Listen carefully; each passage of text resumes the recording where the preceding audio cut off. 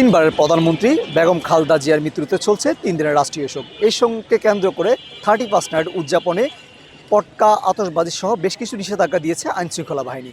আইনশৃঙ্খলা বাহিনীর নিষিদ্ধ অমান্য করে গতকাল রাতে ফটকা, আতশবাজি সহ উচ্চ শব্দে গানে মেতে উঠেছে এক শ্রেণীর মানুষ। সাধারণ জনগণ এটি নিয়ে কী ভাবছে চলুন জেনে নিই। সাথে রয়েছি আমি কাজী আশরাফুল হাসান।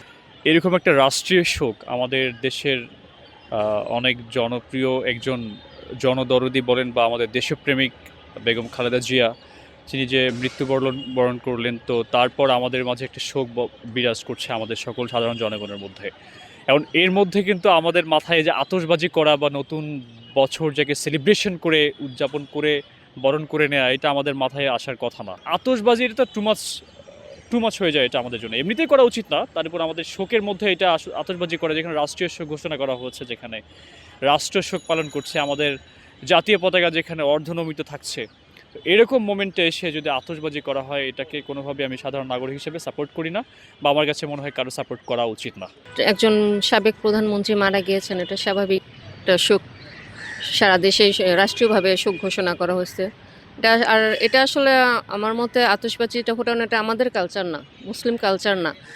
এটা আমি কখনোই শুধু আজকে বলে না, আমি কখনোই এটার সমর্থন করি না। তাই কালকে যারা ফুটিয়েছে কাজটা ঠিক করেনি, এটা উচিত হয়নি আসলে। আমি মনে করি এটা রাষ্ট্রকে একটা অমর্যাদা করা হয়েছে। সরকারের নিষেধ করার পরেও, রাষ্ট্রীয় শোক ঘোষণা করার পরেও যারা করেছে, এরা আসলেও আমার কাছে মনে হয় যে এদের বিবেক বহির্ভূত কাজ করেছে। এদেরকে আসলেও দেশে আরও কঠোর হয়ে তাদের আইনানুগ ব্যবস্থা নেওয়া উচিত তাদের বিরুদ্ধে। একটা ঘৃণিত কাজ। শুধু রাষ্ট্রীয় শোক ঘোষণা করলে যে আমাদের পালন করতে হবে বিষয়টা এরকম না। বিষয়টা হচ্ছে মনুষ্যত্বের জায়গা থেকে যদি আমরা দেখি যে এটার কারণে পাখিদের কষ্ট হয়, মানুষের কষ্ট হয়, ছোট বাচ্চা, অসুস্থ মানুষের কষ্ট হয়। তো মনুষ্যত্বের জায়গা থেকে বলি, যার মধ্যে বিন্দু পরিমাণ মনুষ্যত্ব আছে সেই কাজ এটা কেউ করবে না।